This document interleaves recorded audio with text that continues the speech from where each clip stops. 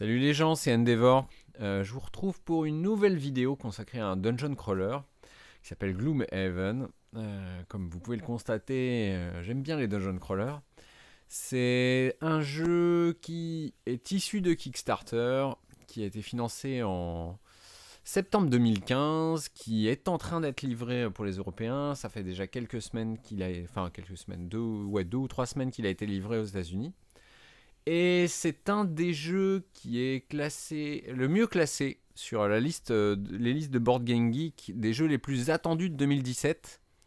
Donc je voulais vous faire quelques petites vidéos, enfin au moins 2 vidéos consacrées à ce jeu, parce qu'on en parle pas mal. Alors c'est un jeu bien entendu tout en anglais. Il n'y a pas de VF, pas de VF prévu. Vu la quantité de texte, je ne crois pas non plus que quiconque ait prévu une fan trad, mais bon, on sait jamais, mais je ne pense pas. Alors, c'est un dungeon crawler coopératif pour 1 à 4 joueurs, annoncé chaque session de jeu 30 minutes par joueur. Alors, c'est un jeu qui va demander énormément d'investissement en temps. Peut-être le jeu le plus long auquel je pense. L'auteur pense qu'une campagne se termine à peu près en 70 scénarios. Et donc vous voyez bien, 70 scénarios de 2 heures, ça commence à faire. C'est bien plus long que Kingdom Death Monster, a priori. Plus long que Descent Road to Legend, que Imperial Assault, etc. C'est un jeu complètement coopératif. Comme je vous l'ai dit à l'instant, c'était un Kickstarter qui a fait un joli succès.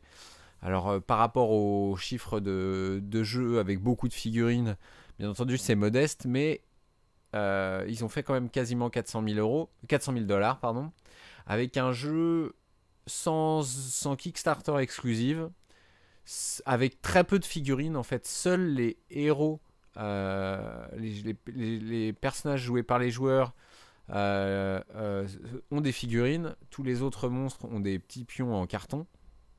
J'y reviendrai tout à l'heure. Euh, avec uniquement des box upgrades, pas d'extension, rien du tout. Donc le prix du pledge, si vous vouliez, sans aucune figurine absolument, c'était 64 dollars. Et c'était quelque chose comme... alors je me souviens plus, 80, 70, 75, 80. Donc il y a eu quand même 15 000 participants, 15 000, 5 000 participants. Un joli succès pour l'époque.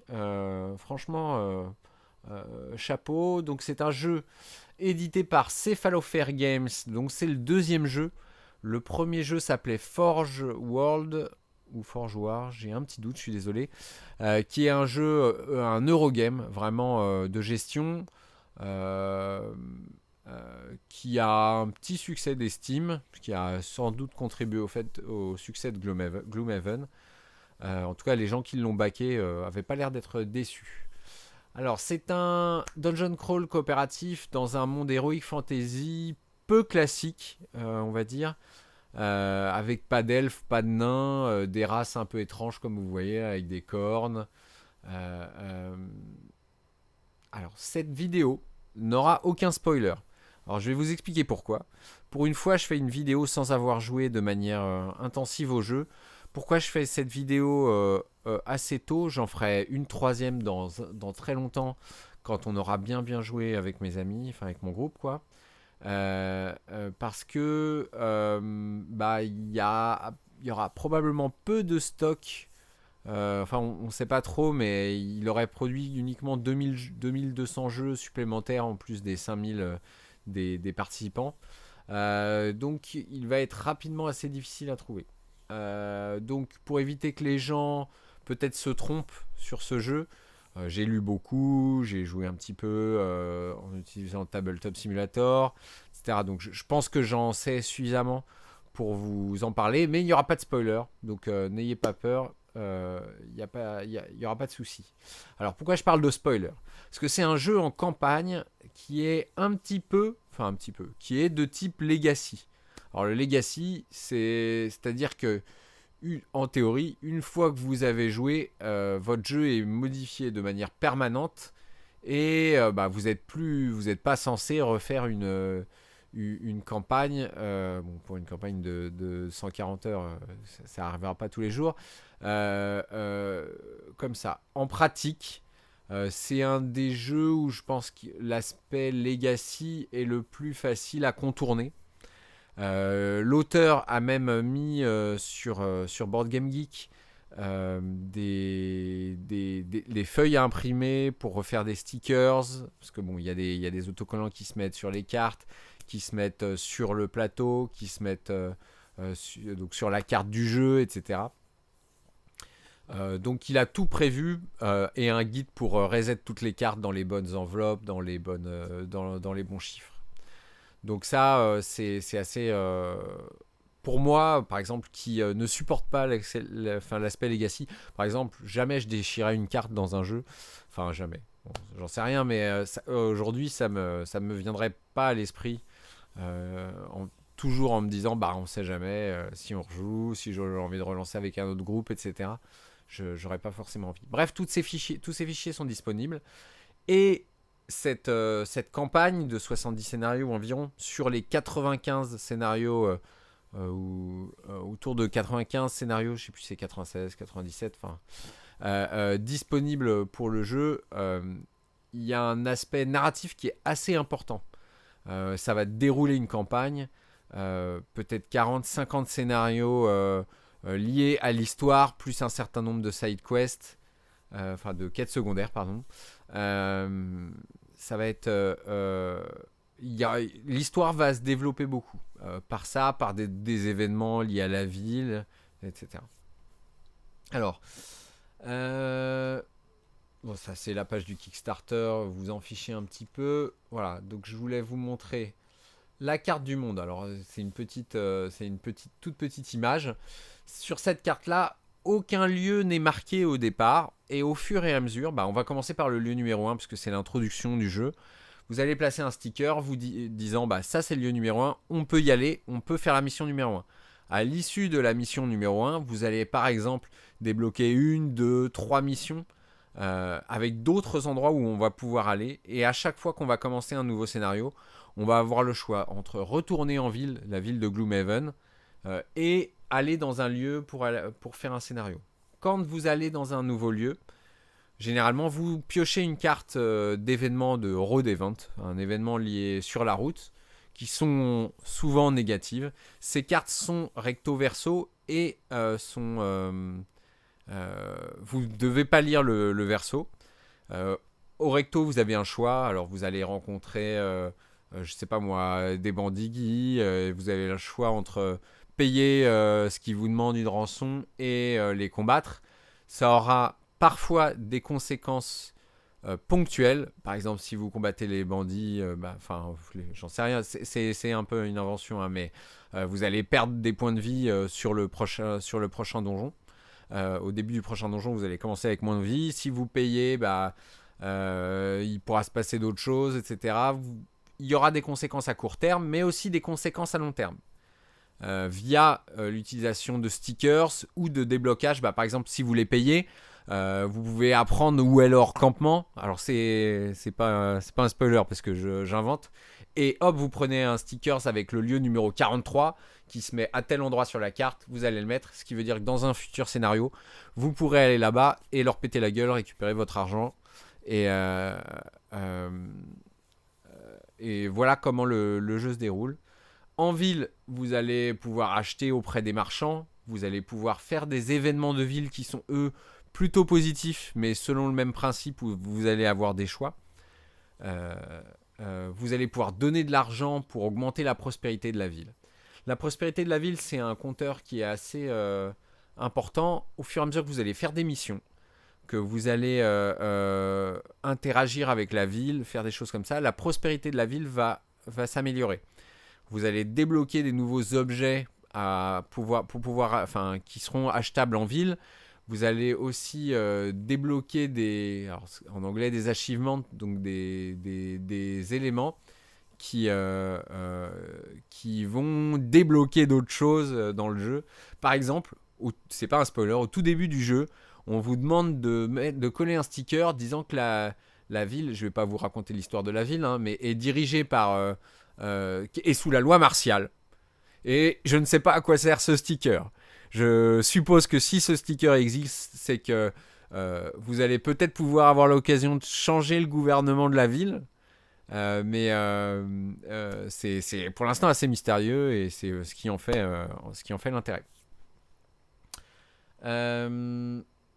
Le système de mécanique de donjon, de jeu pendant le donjon, je vais vous l'expliquer peut-être un tout petit peu dans cette vidéo, mais vraiment très légèrement. L'objectif, c'était plutôt de vous faire des généralités sur le jeu. Je ferai une seconde vidéo sur Tabletop Simulator, peut-être avec quelqu'un pour m'aider un petit peu dans cette explication, enfin en tout cas pour servir de candide. Nous verrons. Alors, un élément qui est assez important. Les héros, les personnages joués par les joueurs sont des mercenaires. Ce n'est pas un jeu à 100% coopératif. Alors, bien entendu, c'est coopératif dans le sens où on joue contre un donjon, contre des ennemis. On ne va jamais taper un autre joueur, par exemple. On ne va pas taper un autre joueur, enfin jamais. On va dire, comme je connais pas tout le jeu, je ne sais pas si c'est possible, mais c'est pas vraiment l'objectif. En revanche, chaque joueur, au début, on a le choix entre 6 personnages différents. Je vais essayer de vous les montrer, ce que j'ai vu qu'il y avait. Voilà, une brute, un scoundrel, donc un espèce de bandit, enfin une femme humaine, un tinker, donc plutôt. Il y a un petit côté steampunk, il y a des objets un petit peu mécaniques,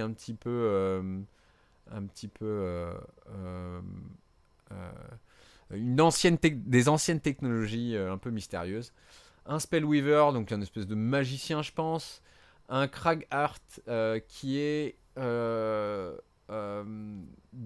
une sorte de race élémentaire qui a échoué dans son initiation et qui s'est fait détruire son cœur, qui lui permet normalement de manipuler à plein les éléments. Il a quand même une affinité très forte. Et un Vermling, donc un homme... c'est pas vraiment un homme rat, vous voyez un peu, il a une tronche bizarre. Voilà. Ça, ce sont les 6 classes de départ.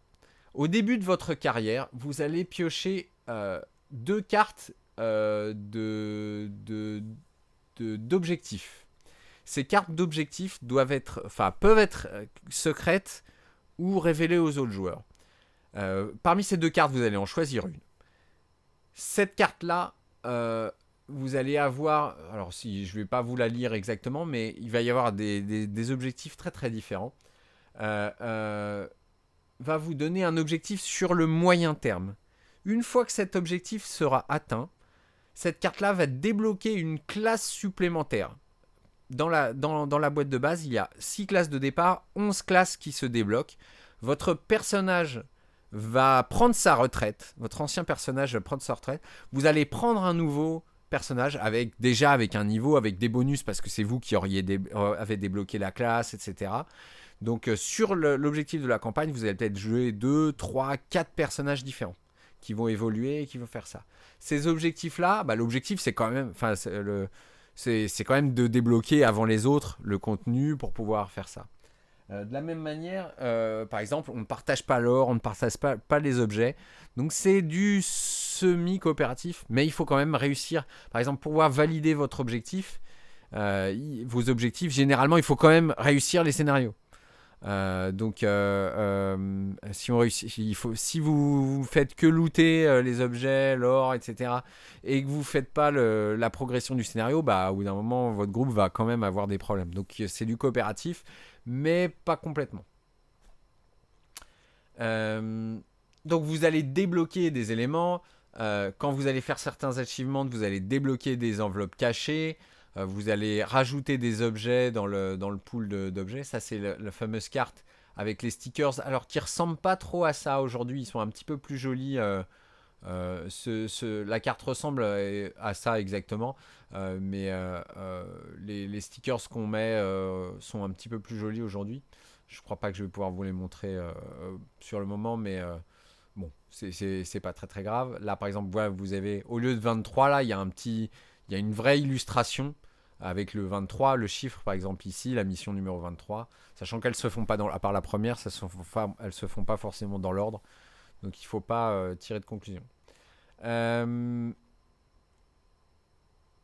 Alors, excusez-moi, je vais reprendre un petit peu le fil.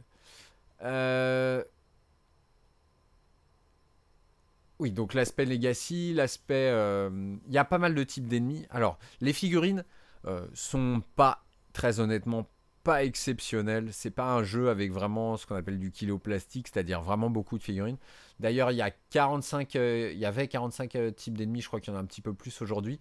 Et ils sont fournis sous la forme de pions en carton qu'on met sur des socles, ce qui est vraiment bien en fait. Je vous explique pourquoi, parce que ça a permis de faire un jeu au contenu énorme pour le prix, même si là il est vendu 120 euros. Très honnêtement, je pense que ça vaut largement le coup. Ils auraient jamais pu. Dans certaines catégories de monstres, il y a une dizaine de monstres différents, enfin une dizaine d'exemplaires de chaque monstre. Donc vous voyez bien, une dizaine fois 45, enfin un jeu en figurine, il aurait dû énormément diminuer la quantité. C'est vraiment très malin. Chaque monstre est fourni avec un petit deck d'IA de 8 ou 9 cartes qui va tous les tours indiquer comment les monstres vont jouer. Voilà. Dans le jeu, un autre élément assez important, il n'y a pas de dés. C'est pas qu'il n'y a pas de hasard, il y a un deck de cartes de bataille, on va dire, qui vont entre -1, +3, avec parfois dégâts x2 ou aucun dégât, ça c'est un échec critique. À chaque fois que vous attaquez, votre attaque va dire attaque 4 par exemple. Ça veut dire que vous faites 4 dégâts à l'ennemi, vous piochez une carte de votre paquet et vous ajoutez le bonus ou le malus de la carte. Alors c'est différent d'un dé. Alors, c'est quand même du hasard, hein, il faut quand même pas se cacher les choses. C'est différent d'un dé parce que ce paquet-là, au fur et à mesure où votre personnage va progresser en expérience, il va pouvoir retirer les mauvaises cartes, en ajouter d'autres. Vos objets vont potentiellement modifier votre paquet. Par exemple, les armures, ça va être top pour se protéger. Mais les armures, comme ça va vous gêner pour le combat, rajoutent généralement des cartes -1 dans le paquet. Donc tout ça fait partie de la customisation des personnages qui est assez intéressante. Au niveau des héros, j'expliquerai un petit peu plus. Vous avez un certain nombre de cartes au début de chaque scénario, à choisir parmi un nombre de cartes beaucoup plus grandes. Au fur et à mesure que vous allez progresser, ces cartes-là, vous allez gagner de nouvelles cartes. En revanche, votre nombre de cartes sera fixe. Ça dépend un petit peu du personnage. Les équilibres ont l'air d'être assez bien faits. Entre 8 et 12 cartes, suivant le personnage. Donc vous allez commencer avec toutes vos cartes. Pour aller très très rapidement, le déroulé des tours. Chaque joueur choisit 2 cartes. Parmi toutes les cartes qu'il a disponibles. Et va s'en servir de deux manières. Déjà, l'une des cartes sera son initiative. Si vous voyez ici, il y a un petit chiffre 80, un petit peu 20. La première carte qu'il va avoir choisie dans le paquet va déterminer son initiative. Voilà, vous voyez, c'est marqué Choose Initiative Card. Là, le joueur va jouer en 80. Tout le monde choisit ses cartes. Ensuite, tout le monde révèle ses cartes au même moment. On pioche une carte pour chaque type d'ennemi. Sur les cartes d'ennemis, il y a un chiffre d'initiative. Et ensuite, on résout les initiatives du plus bas vers le plus haut. Une fois que vous avez révélé vos cartes, le premier joueur, celui qui a l'initiative la plus basse, choisit une partie supérieure de sa carte et une partie inférieure de l'autre carte, sachant que vous pouvez les mettre dans l'ordre que vous voulez.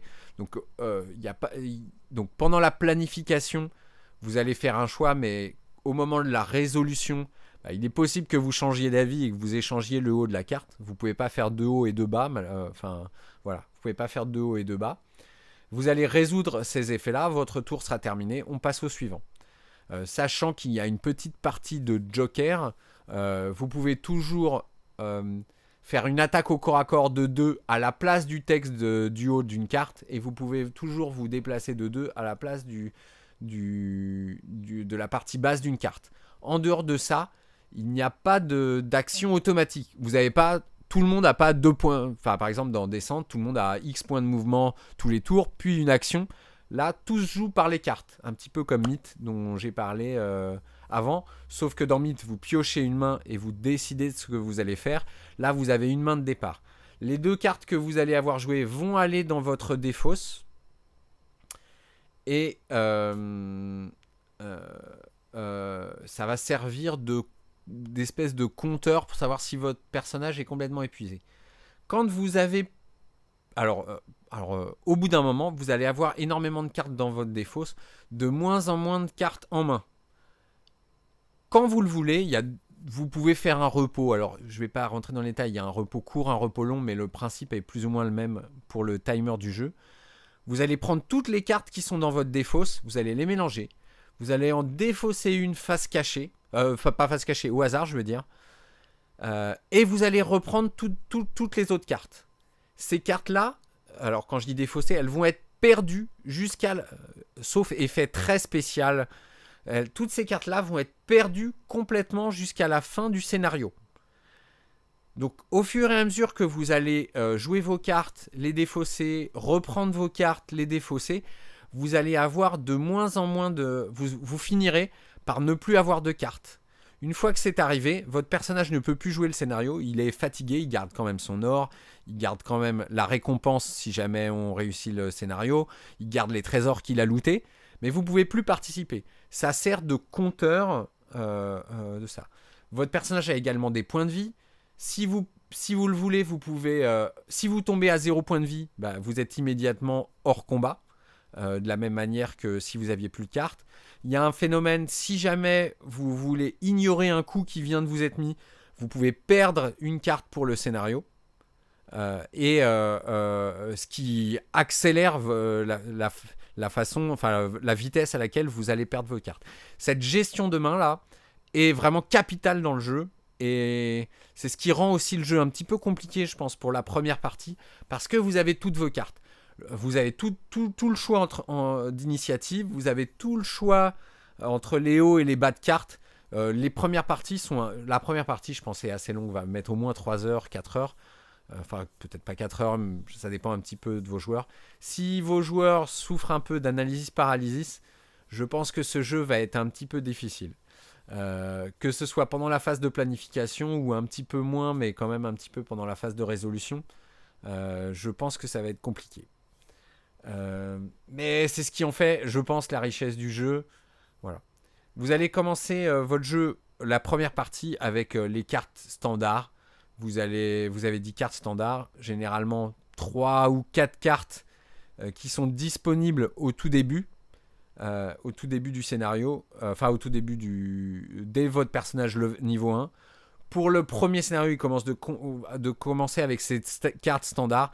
Dès le deuxième scénario, après avoir lu le scénario, vous allez choisir le contenu de votre paquet.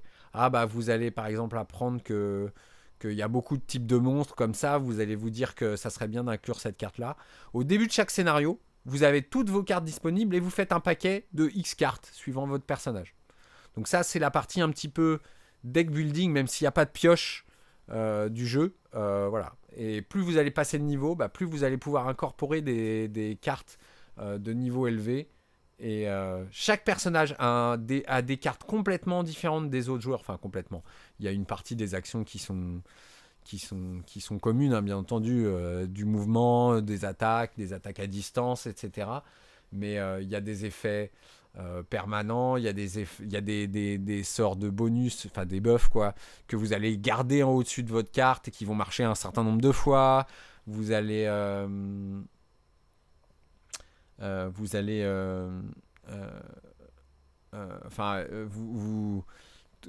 chaque héros a des mécaniques de jeu très particulières. Il y a certains qui vont avoir des sorts, qui vont faire plein de choses. Au niveau des cartes, un autre élément, je sais pas si on voit très bien sur ma vidéo, mais ici vous voyez une carte avec une croix. Si vous jouez cette carte pour l'effet qui est en dessous, au moment de la résolution, cette carte elle va aller directement. C'est généralement des effets très forts. Et cette carte va aller directement dans vos cartes perdues. Donc ça va accélérer encore la vitesse à laquelle votre personnage va être épuisé. Si tous les héros qui sont dans la partie sont épuisés, le scénario est perdu. On lit les conséquences du scénario perdu. Et on continue à jouer, on fait d'autres missions, on fait d'autres choses. Si vous voulez jouer en solo, le jeu se joue forcément à 2 héros. Vous allez un petit peu perdre cette partie de compétition et cette partie de vont pouvoir jouer les autres joueurs, etc. Qu'est-ce qu'on a le droit de communiquer? On a le droit de donner des généralités sur ce qu'on va faire. Par exemple, je vais aller par là et je vais taper. On n'a pas le droit de dire j'ai la carte Worldwide, je vais la faire en premier, ensuite je vais faire ça, je vais jouer à l'initiative 34. Voilà. C'est une partie qui est un petit peu toujours délicate dans ce genre de jeu, puisque par exemple on va pouvoir dire je vais jouer tôt, je vais jouer pas tôt, mais si on commence à dire je vais jouer moyennement tôt, je vais jouer très tard, pas moyennement tard, enfin ça commence à devenir un petit peu n'importe quoi. Bon, ça ce sera un petit peu au feeling des joueurs. Vos héros vont bien entendu pouvoir acquérir des objets qui vont être soit défaussés, enfin perdus quand vous allez les utiliser comme les potions. Entre les scénarios, on va pouvoir les remplir, on va les récupérer, soit être tapé, donc incliné. Vous allez pouvoir l'utiliser une fois jusqu'à ce que vous fassiez un repos long, c'est-à-dire perdre tout un tour de jeu pour récupérer vos cartes. Il y a aussi un repos court qui permet de récupérer ses cartes de la même manière, mais qui ne permet pas de se soigner et qui ne permet pas de récupérer les cartes qui sont inclinées comme ça, donc qui sont inclinées. Donc tout ça, ça sera la richesse du jeu, je vous l'expliquerai probablement un petit peu plus. Voilà. Autre élément à faire au moment où vous allez commencer à jouer, vous allez obtenir un objectif de bataille. C'est un objectif qui, lui, doit être absolument gardé secret. Il ne va être valable que pour ce scénario-là. De la même manière, vous allez avoir 2 cartes. Vous allez en choisir une au début. Vous n'avez pas le droit d'en parler, pas le droit de l'expliquer aux autres. Ça va vous donner un espèce d'objectif secondaire au scénario. Avec cet objectif secondaire-là, vous allez pouvoir cocher des cases sur votre feuille de personnage. Alors, je ne sais pas si on les voit ici. Ouais, alors ça, c'est une feuille de personnage. C'est tout petit, hein, je suis désolé, mais c'est pas très important. Sur la droite, vous avez un certain nombre de lignes que vous allez débloquer avec l'expérience ou avec ces objectifs de bataille. Il y a 2 catégories, les lignes d'expérience et les lignes des objectifs de bataille. Un objectif de bataille, quand il est accompli à la fin du scénario, vous permet de cocher des croix sur ces lignes-là. Quand vous avez assez de croix, ça débloque le bonus. Les bonus, c'est les bonus dont je vous ai parlé, de modification de votre paquet de cartes de bataille. Donc vous améliorez vos chances de réussir vos attaques, par exemple. Ça peut être des bonus que je connais pas trop. Chaque héros va avoir ses bonus à lui. En passant de niveau, vous allez aussi pouvoir cocher des cases parmi... C'est généralement 8 différents, je crois, pour l'expérience, 6 pour les objectifs de bataille. Donc ça, c'est assez important dans l'élément de personnalisation des personnages. Vous allez également gagner des XP. Comment vous gagnez de l'XP? C'est pas en tuant des monstres. Ça dépend des héros, en fait. Il a voulu que... Le problème un petit peu dans ce genre de jeu, c'est... si je joue support ou si je joue soigneur, il faut absolument que ce soit pas uniquement le fait de tuer des monstres et d'achever le monstre qui fasse gagner des XP. Donc les cartes que vous allez avoir en jeu servent aussi à gagner des XP. Par exemple, un healer peut tout à fait gagner des XP quand il lance des sorts ou quand il lance des soins, quand il soigne ses potes, quand il soigne lui-même.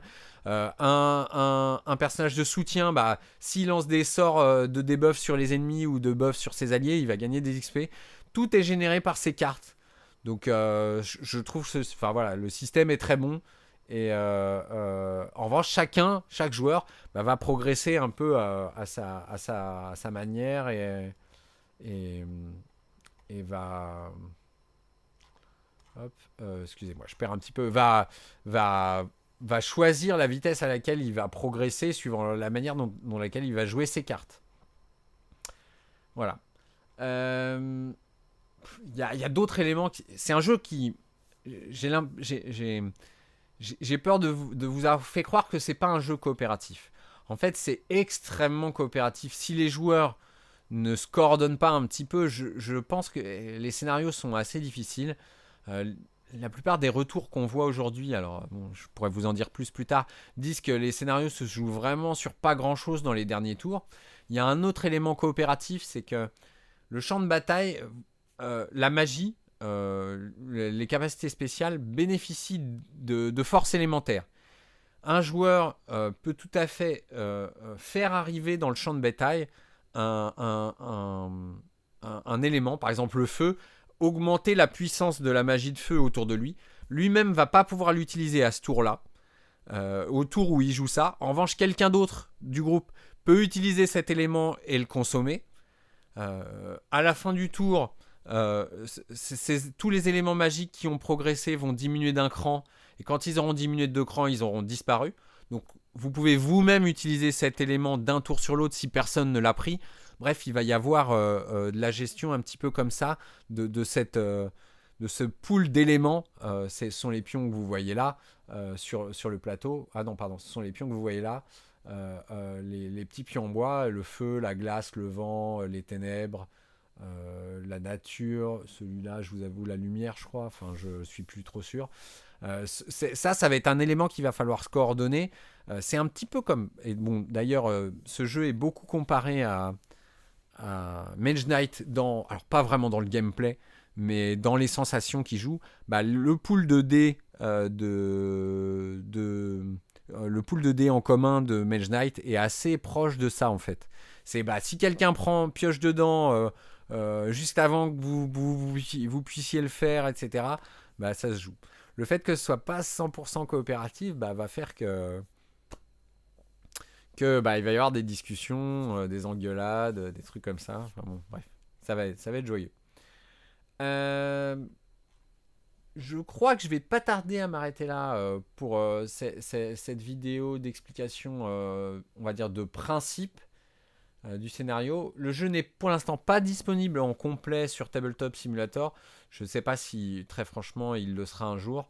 Il y a en revanche la version de démo qui avait été faite sur Tabletopia ou sur Tabletop Simulator. Je crois que sur Tabletopia, oui, il y est. Qui permet de tester un petit peu le scénario de base, la mécanique de donjon. C'est ce que j'utiliserai pour ma deuxième vidéo.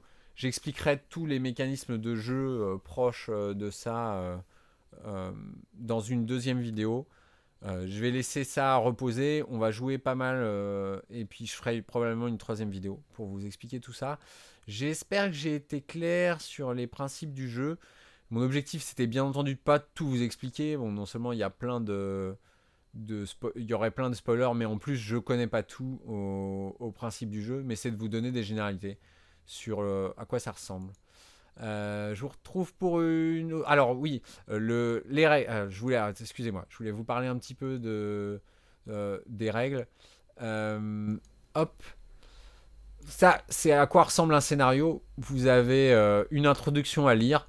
Le setup suivant le nombre de joueurs. Bon, il y a une petite iconographie, c'est pas très important. Vous connaissez dès le départ le placement de tous les monstres, de tout. Alors vous n'êtes pas censé les placer directement entre chaque salle.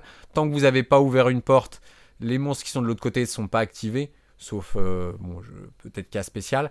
Et ensuite, il y a des événements qui se déclenchent. Là, par exemple, dès que vous ouvrez cette porte-là, vous lisez la partie qui est écrite en dessous.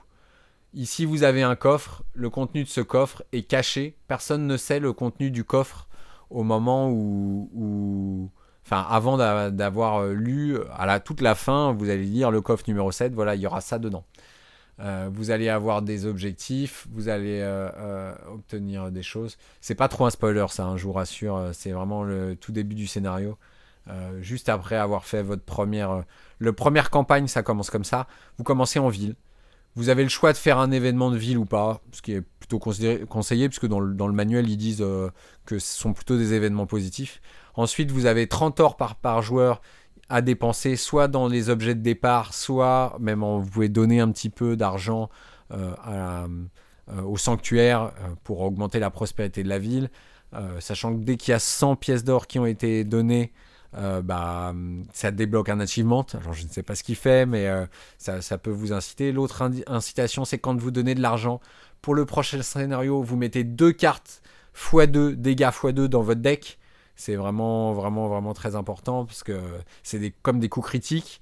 Ils seront supprimés à la fin du scénario, mais c'est quand même, ça va bien vous booster vos dégâts sur le prochain scénario.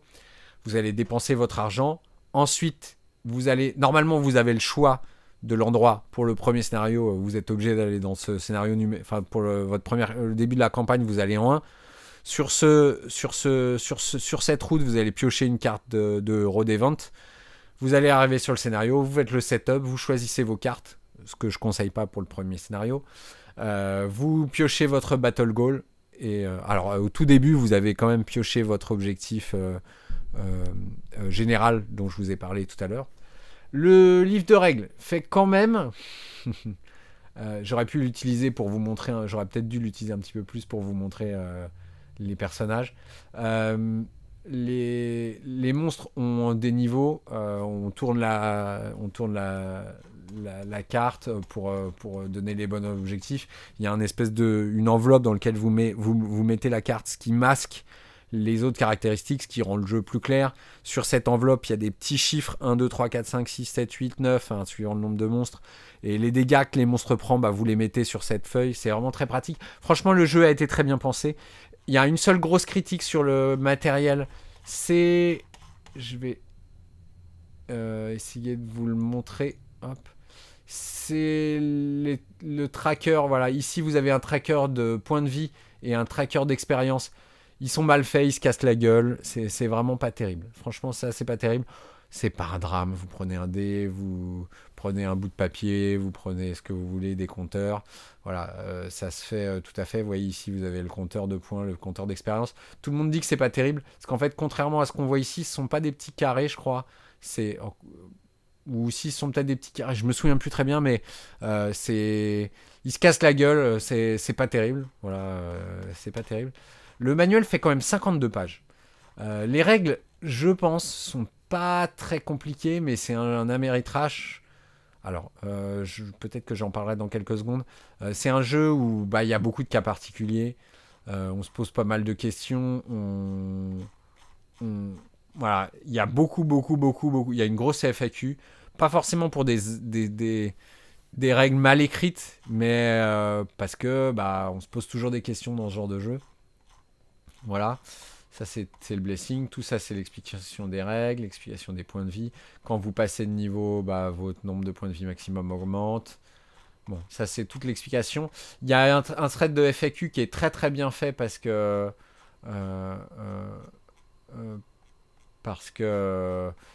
l'auteur est très très présent sur Board Game Geek. Ça c'est le plateau sur lequel on va coller les stickers. En haut on va coller des achievements générales, la feuille de groupe avec une réputation, suivant les décisions que vous allez prendre, etc. Oui, j'aurais effectivement mieux fait de vous montrer ça un petit peu plus tôt. Alors, pour conclure, je voulais parler du caractère un peu Ameritrash du jeu. La résolution même s'il y a du hasard, la résolution des scénarios certains disent que c'est un peu un Eurotrash, c'est-à-dire un mix entre un vrai Ameritrash du niveau thématique, ça je peux vous le garantir, niveau implication, thème, etc. C'est vraiment du pur Ameritrash. Mais c'est aussi un petit peu un Eurogame où ça, un petit peu comme dans Mage Knight justement, il va falloir analyser un petit peu ses cartes, ses possibilités et faire comme une espèce de résolution de puzzle sur la meilleure manière de résoudre, de solutionner le problème posé par le scénario. Bien sûr, il y a des choses qu'on ne sait pas encore dans les lignes du dessous, mais dans les cases du dessous. Mais ça demande beaucoup d'analyse. Si vous avez un joueur un peu lent, etc., ça va être compliqué. Je pense que c'est pas non plus un jeu pour les purs Euro gamers. Je pense que niveau sous règles, enfin pas sous règles, mais cas particuliers, etc., ça passera pas. Il y a quand même du hasard dans le deck. Il y a plein de choses qui peuvent contrarier. Bon, c'est contrarier vos plans, etc. Je pense que c'est pas non plus un bon jeu pour les purs Eurogamers. Voilà, je pense que c'est pas... voilà, les stickers, à quoi ils ressemblent. Vous mettez... Ça, c'est le sticker numéro un. C'est à nouveau pas un spoiler. Vous le collez ici. Il y a des conditions pour ouvrir des enveloppes cachées, etc. Voilà, bah cette fois-ci, donc il y a un espèce de petit glossaire à la fin. Enfin, un petit récapitulatif. Franchement, c'est très bien fait. C'est un petit peu complexe, c'est un petit peu long, je pense, le premier scénario. Après, j'ai l'impression que ça va aller quand même assez, enfin, que ça va aller assez bien. L'IA des monstres a l'air d'être assez intéressante. Euh, Elle doit être bien prise en compte pour savoir qui va prendre les coups, etc. Euh, je pense que c'est pas mal. Bon, ça fait le buzz en ce moment, hein. C'est vraiment enfin le buzz sur Board Game Geek, hein, parce que bon, vu que c'est un jeu que en français, c'est toujours que en anglais, c'est un petit peu délicat. Voilà. J'espère que ça vous en a appris un petit peu plus sur le jeu. Ça vous aura peut-être un peu dit si le jeu était pour vous ou pas du tout pour vous. Ce qui est un petit peu mon objectif toujours quand je fais, c'est pas forcément de vous convaincre que c'est le meilleur jeu de la Terre. Donc ça, c'est par exemple les éléments. Quand un joueur ou un monstre ou un effet, euh, euh, euh, on va dire, renforce l'élément, il passe de inerte à fort. Si jamais personne l'a utilisé à la fin du tour, il passe en cours de disparition. Qu'il soit dans cette deuxième colonne ou dans cette troisième colonne, il peut être dépensé pour aller directement en inerte pour faire un effet supplémentaire. Par exemple, Flame Strike, ça doit être le Spellweaver ou je ne sais pas quel personnage, fait une attaque 3 à range de portée 2. Et si jamais vous pouvez consommer un élément feu, ça donc renforcer votre sort.